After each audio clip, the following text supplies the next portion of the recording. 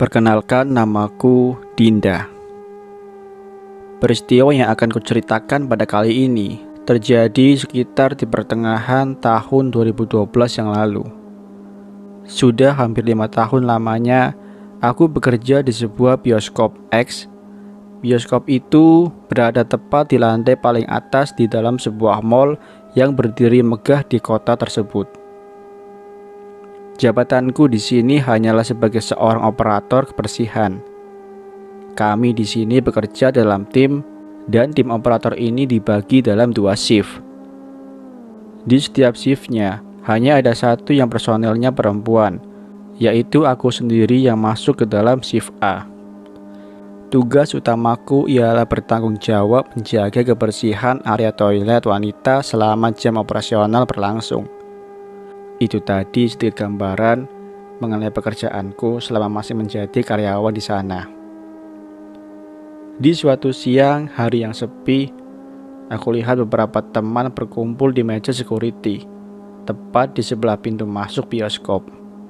Kelihatannya mereka sedang membicarakan sesuatu dengan seorang pengunjung. Karena aku ini punya rasa tahu yang lumayan besar, aku pun ikut bergabung dengan mereka. Mungkin saja ada topik yang menarik, pikirku. Ya, soalnya aku terkadang bosan juga dengan pembicaraan teman-teman di sini. Topiknya selalu itu-itu saja. Kalau nggak soal cinlok antar sesama karyawan, ya palingan soal mereka berebut pelanggan saat ngecalo tiket. Dengan jiwa kepo, aku dekati mereka yang masih serius mengobrol. Si pengunjung wanita ini memperlihatkan sesuatu di HP BlackBerry-nya, yaitu sebuah foto. Aku pun turut serta melihat foto itu. Kulihat foto tersebut merupakan foto selfie si pengunjung itu, yang sedang memotret dirinya sendiri dengan posisi menghadap ke suatu cermin setinggi badan. Sepertinya aku tahu lokasi di mana ia berselfie itu. Ini kan toilet wanita di bioskop ini, kataku. Coba kau lihat di belakangnya, suruh temanku. Kuperhatikan dekat-dekat foto yang nampak agak buram tersebut. Aku tersentak. Di dalam foto itu, selain pengunjung tadi yang sedang berselfie, ada sosok wanita lain yang ikut foto juga di sana. Namun kesannya sungguh sangat terasa janggal. Memang agak terlihat sedikit blur, tapi aku masih bisa melihat dengan jelas sosok ganjil yang berupa seorang wanita itu. Ia mengenakan pakaian semacam terusan berwarna hijau pudar, posisinya berdiri menyamping menghadap ke arah cermin yang terletak di wastafel. Karena faktor foto yang agak buram, wajah wanita itu tidak terlihat begitu jelas, hanya nampak putih di wajah dan bagian bawah tubuhnya pun juga terlihat mengapur. Aku kaget. Baru sekali ini aku melihat foto yang kata mereka adalah sebuah penampakan. Kutanyakan lagi perihal mengenai foto aneh tersebut pada pengunjung tadi. Ia pun mengulangi lagi ceritanya. Jadi, menurut cerita si pengunjung ini, sekitar seminggu yang lalu, ia menonton sebuah film pada jam show terakhir. Selesai menonton, ia pergi bersih-bersih ke toilet wanita. Seusainya, iseng-iseng dia berselfie menghadap cermin tinggi yang memang tersedia di situ. Saat dicek hasilnya, belum dilihatnya ada sesuatu yang tampak aneh. Tapi saat diperhatikan yang benar-benar, ternyata ada yang ikut nimbrung bersama di foto tersebut. Seingat dia, waktu ia mengambil foto, tidak ada seorang pun yang berada di dalam toilet itu. Hanya dia sendiri. Dan jujur aja, aku begitu ngeri mendengar cerita itu. Beberapa waktu berlalu kemudian, hari ini giliran shift kami yang bertugas di sore sampai ke malam harinya. Hampir jam 10 malam, artinya sebentar lagi loket akan ditutup dan jam show terakhir sudah dimulai sekian menit yang lalu. Pengunjung terbilang sepi malam ini, mungkin dikarenakan faktor cuaca juga. Karena saat itu gerimis sedang turun dengan syahdunya di luar sana. Seperti hari-hari kerja biasanya, sebelum jam operasional berakhir, aku selalu memeriksa lagi area toilet wanita. Nantinya akan sedikit kubersihkan sembari mengumpulkan sampah di dalamnya untuk dibuang esok hari. Dari arah luar pintu toilet, ku dengar ada suara air yang sepertinya mengucur deras. Mungkin ada pengunjung yang memutar keran di wastafel hingga penuh. Padahal kalau diputar sedikit aja, air yang akan keluar sudah cukup deras. Pak manajer memang pernah mengingatkan kami untuk bersikap agresif jika ada pengunjung yang bertingkah nyeleneh. Jadinya aku pun berniat untuk menegur si pengunjung yang ada di dalam toilet tersebut. Ku buka pintu toilet itu dengan keras. Kulihat seorang wanita sedang mencuci wajahnya di wastafel itu. Air membanjiri lantai yang keluar dengan kerasnya dari keran di wastafel itu. Mendadak saja, tubuhku ini tak bisa digerakkan. Aku kaku. Dan aku baru sadar kalau diriku ini sedang melihat dia. Aku melihat wanita misterius yang sama seperti yang kulihat di foto tempo hari. Rambut panjang terurai dan baju hijau yang dipakainya semakin meyakinkanku kalau ia adalah sosok wanita tersebut. Dan wanita itu saat masih asik mencuci wajah, posisinya berdiri membelakangiku karena letak wastafel memang berhadapan dengan pintu masuk toilet. Aku gemetar ketakutan, tapi tetap dia mematung. Ingin sekali aku kabur, tapi kaki ini terasa berat untuk melangkah. Mungkin aku dipaksa untuk menonton aksinya mencuci muka. Kuperhatikan bagian badannya, baju terusan berwarna hijau dipenuhi bercak berkas tanah yang mengering, dan tubuhnya hanya terlihat sampai di bagian pinggangnya saja. Tidak ada kaki di situ. Ia menggelantung. Mendadak, ia menghentikan aksinya mencuci muka. Dengan gerak perlahan, ia mengangkat kepalanya dari wastafel yang airnya masih mengucur deras.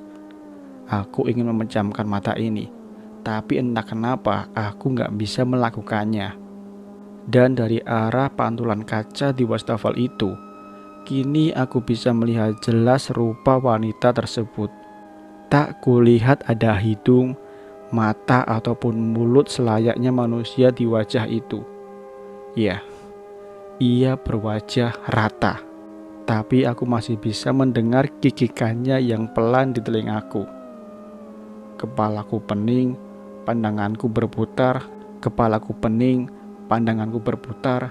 Aku sempat muntah di tempat sebelum semuanya menjadi gelap.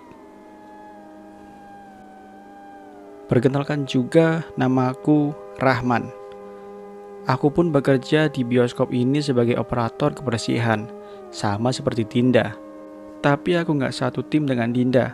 Aku tergabung dalam shift B.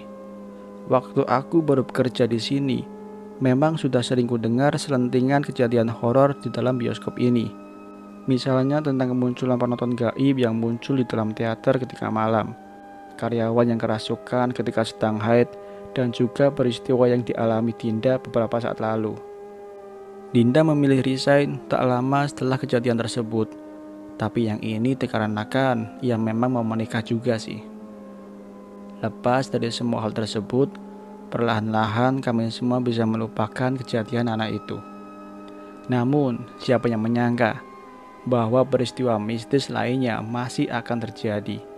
Dan ternyata, aku nanti yang akan menjadi korban teror dari mereka untuk selanjutnya. Hari itu adalah hari Kamis, dan tim kami yang bertugas mengisi shift malam. Malamnya, ketika jam operasional selesai, kami terpaksa harus mempersiapkan gedung ini yang esok pagi-pagi sekali akan digunakan.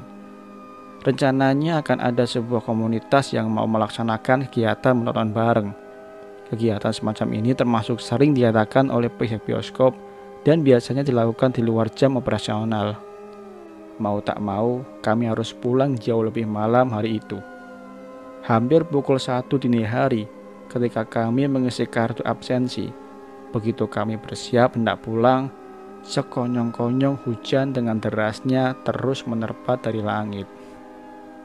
Keputusan untuk menunggu sejenak menanti hujan sedikit mereda.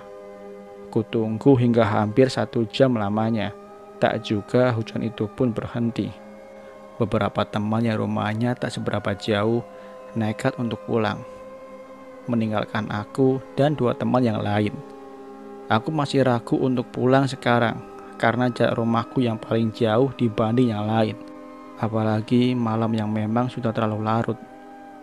Akhirnya aku ajak teman-temanku untuk menginap saja. Mereka pun setuju. Sebelum ini, kami memang pernah tidur di sini, walaupun tidak sering-sering amat.